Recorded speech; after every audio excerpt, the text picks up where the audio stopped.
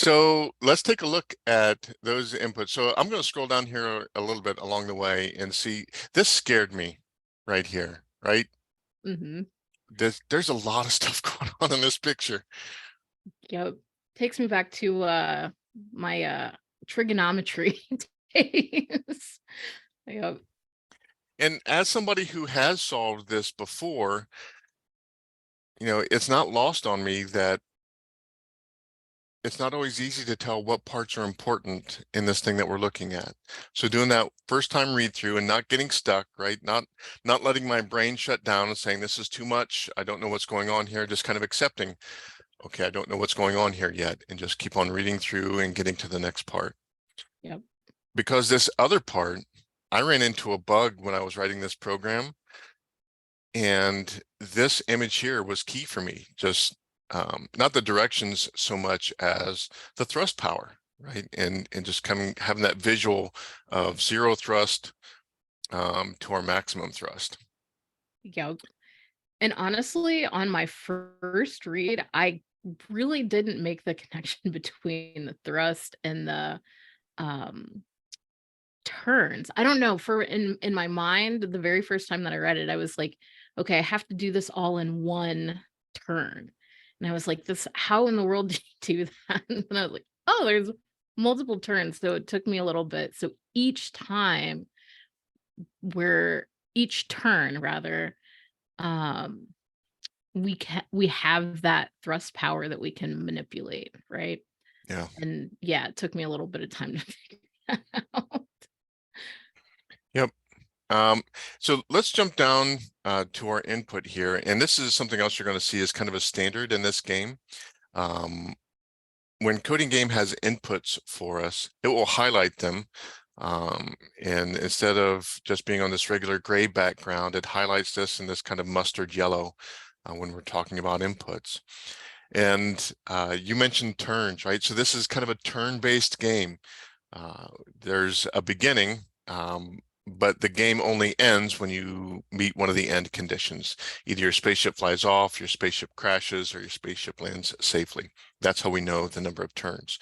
But we could be in the middle of any turn, and I visualize this as sitting around my kitchen table and reading, rolling dice, or however it is we get these inputs, and then playing with people around the table. And so for a turn, we see that there are 7 inputs.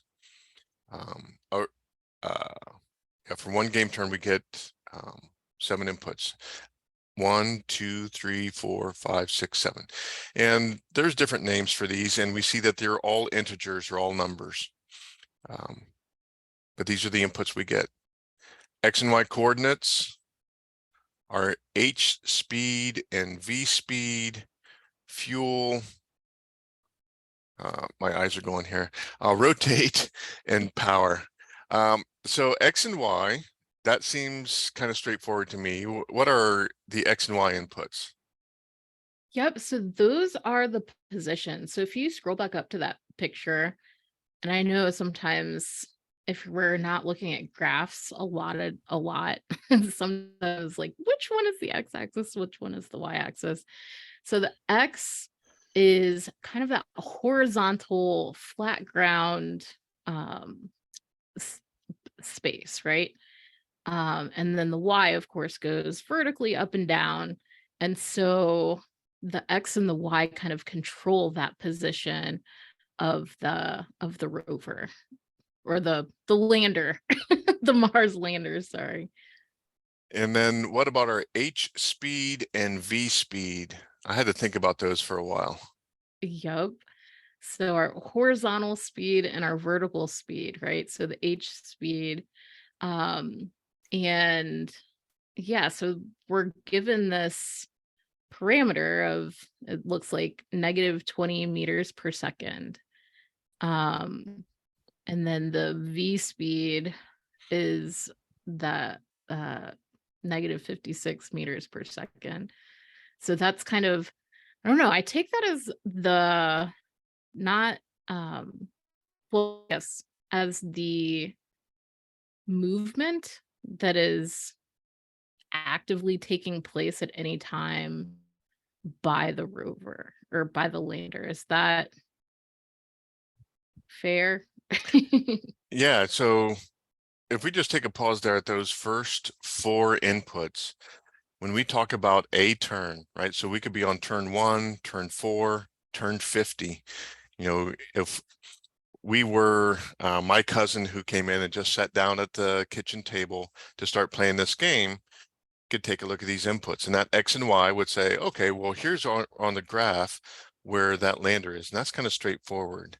But then the horizontal and vertical speed, it's at that point in time during this turn, what speed is the lander going in the up and down direction, and what's the speed in the horizontal direction. It would be as if we had taken a picture of a car on a racetrack, right? We take that picture and the car is in a particular place, and we could point out exactly on a map where it is on the track. But also, if we had like the computer information from that car, we could tell, oh, he was going 110 miles an hour also, right? So even That though it's a still picture, we know what the speed was when we took that picture. that is a perfect concrete visual.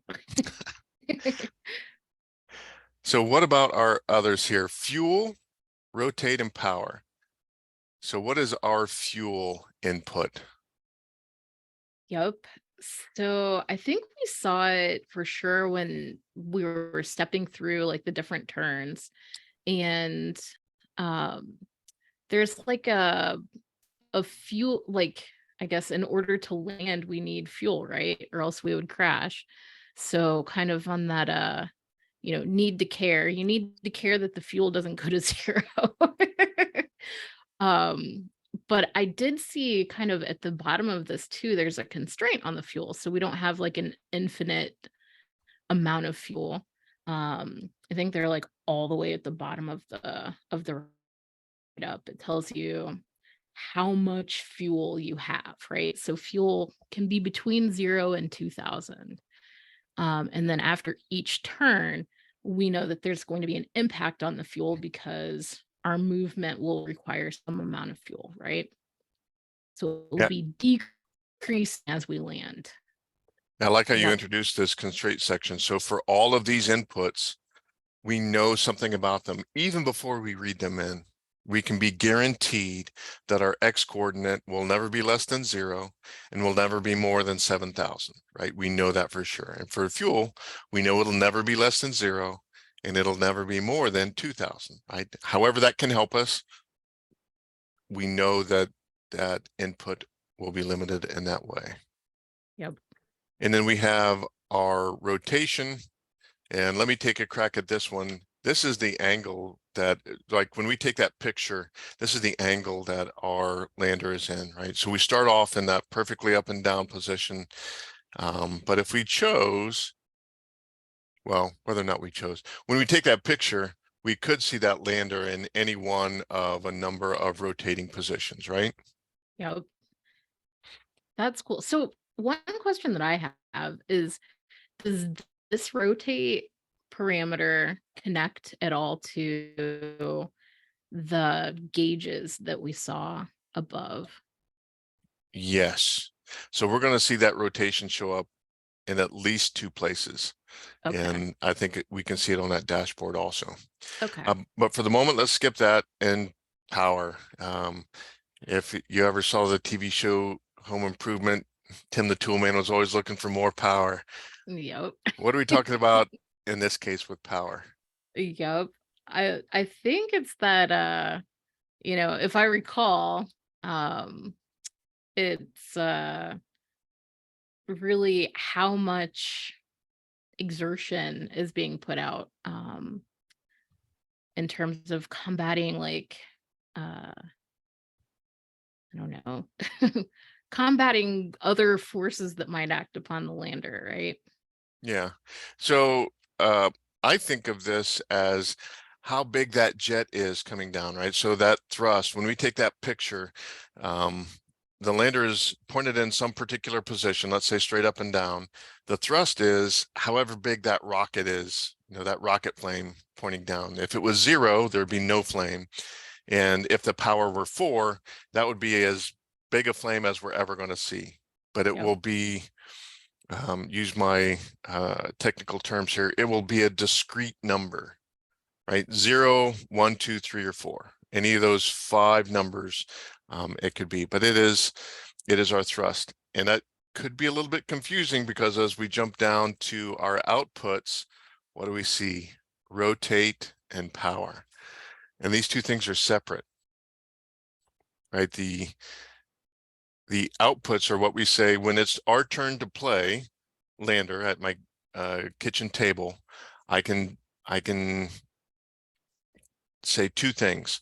Here's what I want the rotation to be, and here's what I want the power to be, which is completely separate from when I took the picture, what is the rotation and what is that power? Yep. Did that seem confusing to you the first time you started to look at this, the overloading of those terms? Absolutely. And then I was like, okay, and this is kind of that need to care thing.